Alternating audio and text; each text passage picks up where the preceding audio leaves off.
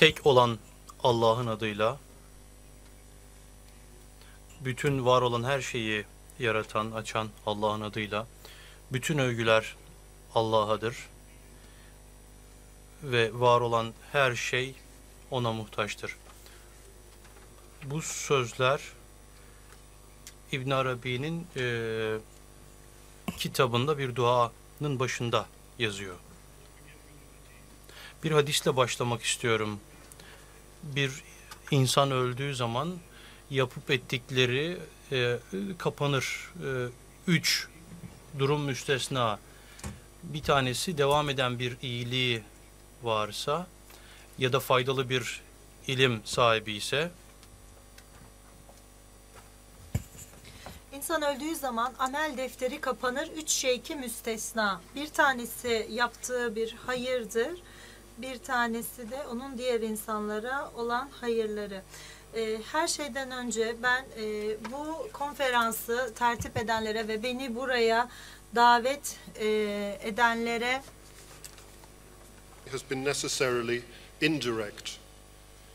That is to say, through the wonderful, welcoming people who are gathered here today and with whom I've had some contact over the years. Jamal Nur Hanım, many others of you who I know, who are embodying and committed to the teachings of Kenan Rifai, as well as through a small number of writings that are available in English via the internet and the book Listen, which has been so ably translated by Victoria Holbrook. Words on a page, however, require to be ingested and digested in order to become food and nourishment. The great 20th century English poet W.H. Auden very eloquently put this in an elegy to his contemporary W.B. Yeats. The words of the dead are modified in the guts of the living. In this sense, Kenan Rifai is both a source of inspiration, whose actions can inspire and educate us today, and a modifier of previous inspiration, one who created his own precursors in an innovative and fresh way. Now, I know that almost all of you here have also had an indirect physical contact with Kenan Rifai, that is to say, mediated by one of his direct students. So you also can savor the taste of a past master in the guts of the living. Likewise, I'm perhaps the only one here today who knew Bulent Rauf directly, who spent time in his physical presence and benefited from his instruction. Yet how is it possible to convey to you what it was like to be with Bulent, to be in his presence? All I can say is that something was implanted in me as a kind of imperishable light or touchstone, which has helped me navigate my way through the difficulties and asperities of this life, despite being aware of innumerable shortcomings and all too evident faults. But as the great Üftade once said to his student Aziz Mahmoud Hudai, capability is not a prerequisite for beneficence. In other words, it's not necessary to be worthy or to feel able to respond properly, or to be in a good state of appreciation, or any other form of self-judgment. All that is real is pure beneficence. It showers down on us whether we're aware of it or not, and whether we think we deserve it or not. So I want to explore here some brief thoughts on how these two great late Ottomans, Kenan Rifai and Bulent Rauf, immersed in beauty, reinterpreted traditional teachings in ways that are suitable and appropriate to us in this very modern world. A few words about Bulent Rauf to begin with. Born in Istanbul in 1911, he was the great-grandson of Ismail Pasha, the Khedive of Egypt. His family had close connections to the imperial house, as well as through his maternal line to the great Jelveti master Aziz Mahmud Hudayi. He was educated at Yale and Cornell universities, and after his marriage to the sister of the King of Egypt and subsequent divorce, he moved to England, where he settled. He devoted the later part of his life to the establishment of the Bishara School of Intensive Esoteric Education in Scotland and the Muhyiddin Ibn Arabi Society in the UK and elsewhere. His chief literary work was the translation into English of one of the greatest Ottoman commentaries on Ibn Arabi's Fusus al-Hikam, written by Abdullah Bosnevi. Once in Beylerbeyi, he went to visit his cousin, who lived there. Some of you may know her name, Münevver Ayaşlı. And as he came into the room, Münevver Ayaşlı introduced him to some of the people there, saying, "This is my cousin Bulent. He has fallen into the ocean of Ibn Arabi, and he doesn't want to come out." Like Kenan Rifai, he was fluent in several languages: Turkish, Persian, Arabic, English, French. But the second half of his life was spent primarily in the UK rather than in Turkey. He became familiar with the Western mindset, especially among the baby boomers, and was thus able to tailor what he had to say to suit an English-speaking audience. Growing up in the late Ottoman milieu, so saturated with dervish orders, Bulent foresaw that the traditional style teaching methods had had their day and that a new kind of world was opening up, one in which a more direct form of teaching would take place. Thus, for example, he never referred to himself in any way as a teacher, because he said, "The only teacher is God." By introducing us to the famous hadith, "I was a hidden treasure and I loved to be known," Bulent envisioned a different form of learning in the school of love and knowledge, a learning that would be each person's direct responsibility, unmediated by an ordinary student-teacher relation. He recognized that a very different kind of world was arising, one in which older forms of training would no longer work or be appropriate. And today one sees the same or similar recognition in every genuine spiritual tradition throughout the world.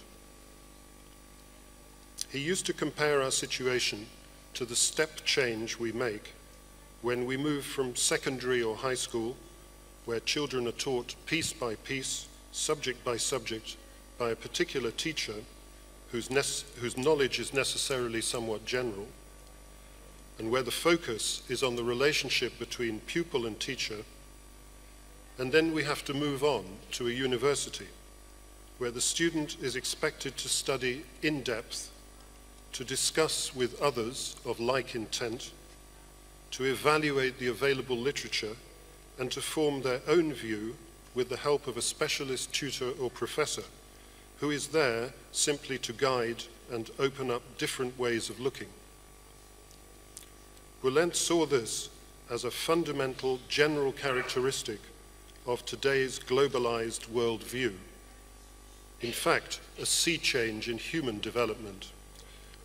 And just as Kenan Rifai accepted the changes brought by Ataturk in Turkey as divinely appointed, so did Bulent welcome globalization as the necessary concomitant of a universal perspective.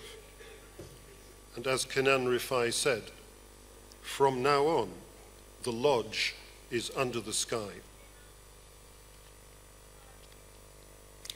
Both Kenan Rifai and Bulent Rauf grew up in an Ottoman imperial milieu, unfettered by notions of the nation state.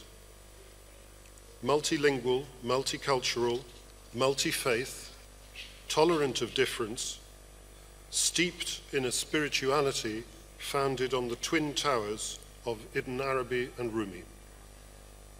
A long tradition that speaks of love and knowledge as the very essence of what it means to be a human being.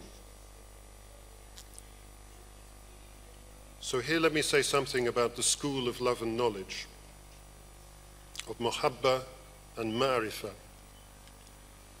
a school that has been in existence since the dawn of humanity, a school where people and all life forms learn how to live life in its fullness as a wholesome goodness, the school whose awesome motto is inscribed over its entry gate, "I was an unknown treasure and I loved to be known."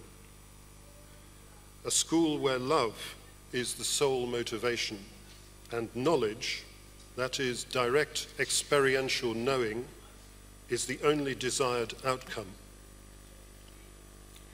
Sheikh Ghalib referred to this school as the school of right conduct or spiritual courtesy, Mektebi Edeb.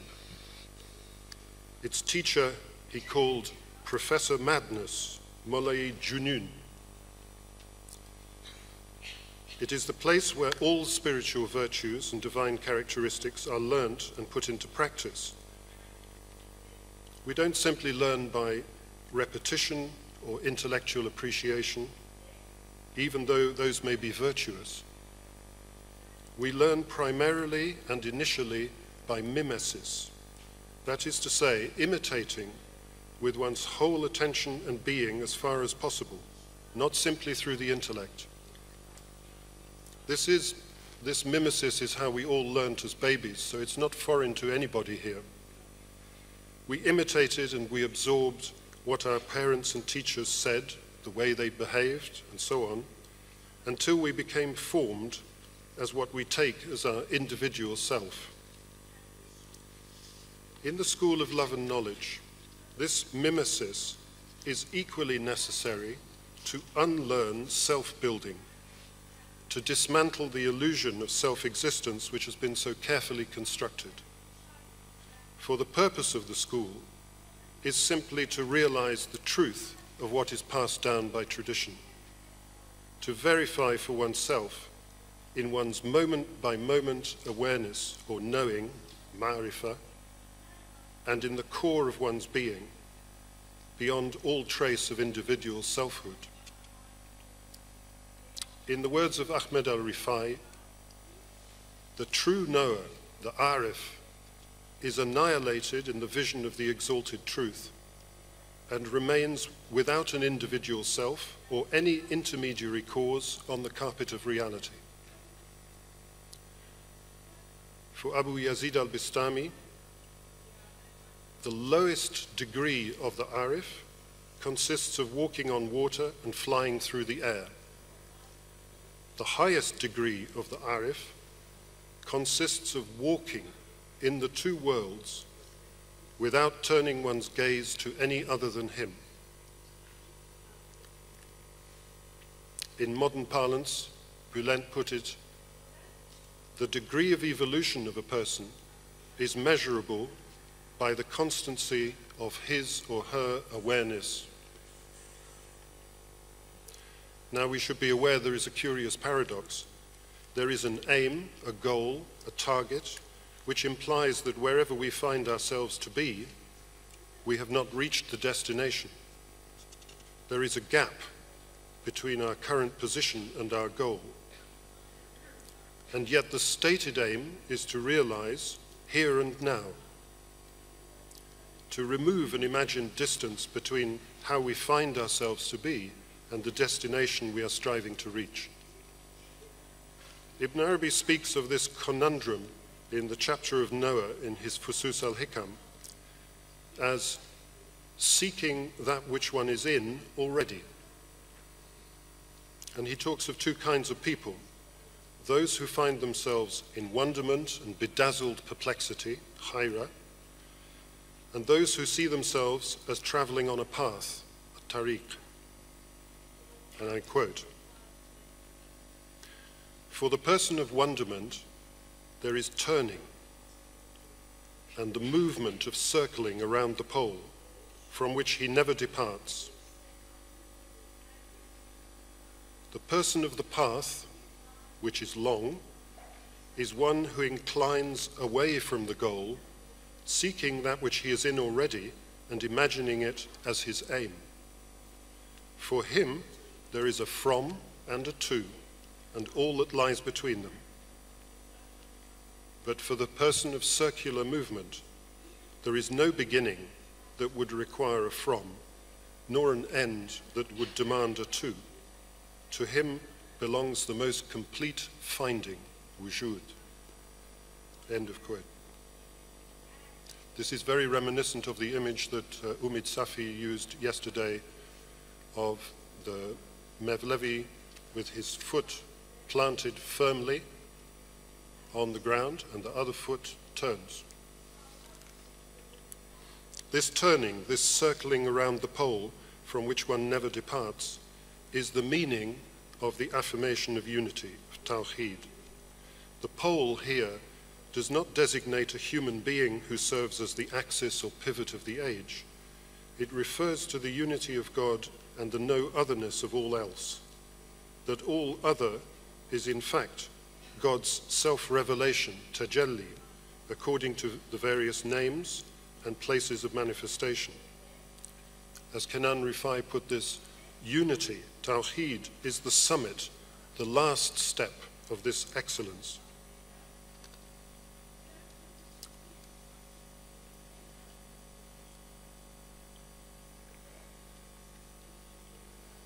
Such Tawheed was for Bulent the most essential point to understand. And his viewpoint on it was as fresh and direct as anyone's. Near the end of his life, while staying in Berlebey, near where he was born, he once asked us, what is the single most important point that must be understood by a person who wants to know? It is that there is only one unique, absolute, infinite existence. It must be more than an idea. One has to be so completely certain of it that one adopts it through reason and intuition as the basic, unshakable fact of one's existence. Then every possible ramification that occurs to one is seen as not being outside the existence, but as being an aspect of it. Elsewhere he wrote, essentially, there is no other existence or existent than the one and only. This way of understanding the unity of existence, with special emphasis on the non-existence of anything but the existence of only the one, should be indelibly printed before our eyes and stressed in our thoughts at all moments and under all considerations. And incidentally, in this matter, when he said our eyes, he was equally referring to himself, because he used to say we are all students in this matter. This non-existence or no-otherness is equally a pointer to the perfect human being or pole, the qutub, whose will is so indissolubly tied to the divine will that they are totally empty of themselves. As Ahmed Rifai put it, a dead man who is truly living and a living man who is truly dead. This was always emphasized by Bulent when speaking of our true potential as human beings. He wrote, the perfectibility of man, by which he meant the possibility of perfection of the human being. The perfectibility of man seems that promise in which hope and comfort, not only psychological, but as a true practical possibility, draws one on, helping one round the asperities of life and living. He spoke of human destiny in terms of God's Bashara, the good news that was first announced by Gabriel into Mary, and the inbreathed mystery of the appearance of Jesus as the perfect human being. In particular, he described this Bashara as an omen of joy in relation to the second coming of Jesus. An omen, and I quote, of what will happen in the future, not in your future, not in anybody's future, but in the order of things to be, as he has set the lines for it to happen.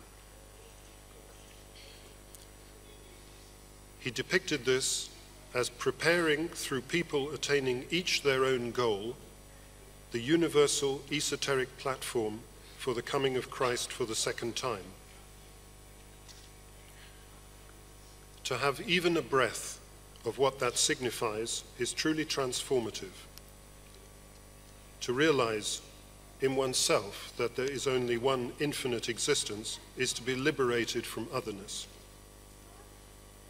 This is why Bulent used to stress the implications of unity in every aspect and in every dimension, so that one never turns the gaze to anything other than him.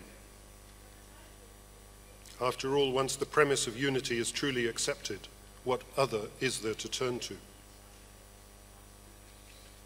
He was once on a visit in Konya, where he used to go regularly to visit Rumi, and a man came up to him who recognized him from previous years and said to him, "You come every year, you must love Rumi very much." The reply came back, "No, we love what Rumi loved and what loves him." He dedicated his life to the service and exposition of love and knowledge. In everyone he met and interacted with, he sought to implant a real taste for that same love and knowledge, which is intrinsic to every human being. I personally remember very well one afternoon when I asked him about the Darwinian worldview that we're all trained in these days and supposed to accept as scientific fact, that life evolves through the process of natural selection, and the primary motive of all life forms, including our genes, is the preservation of life at all costs. I said that to me this view seemed rather unsatisfactory. I felt there was much more. His answer was direct and simple. Yes, he said, at the level of the ordinary human being, this is how life appears to be. But for the one who really knows, the Arif, the primary motive is always love, and the work of the Arif is to preserve love, to nurture love, to manifest love. What I wanted to convey today is not the memory of a great man who died in 1987, but something of this impulse and teaching that was tenderly planted in the soil of my soul. So I want to end with two things. First of all, a quotation that Bulent wrote on how one can respond to and serve sheer divine beauty, that which speaks of itself as an unknown treasure and loves to be known.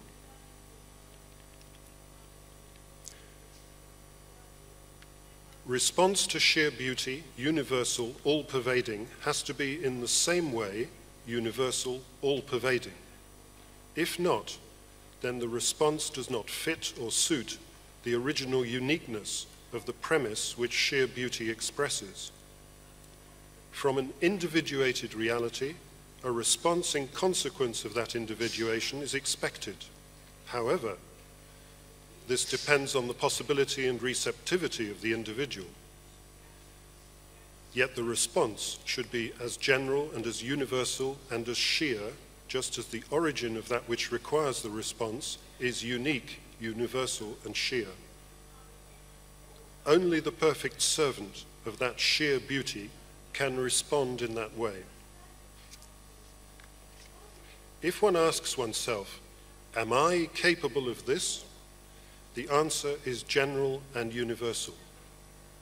There is no man who is in the image of he who has fashioned man in his own image, who has not been given, in potential, that ability.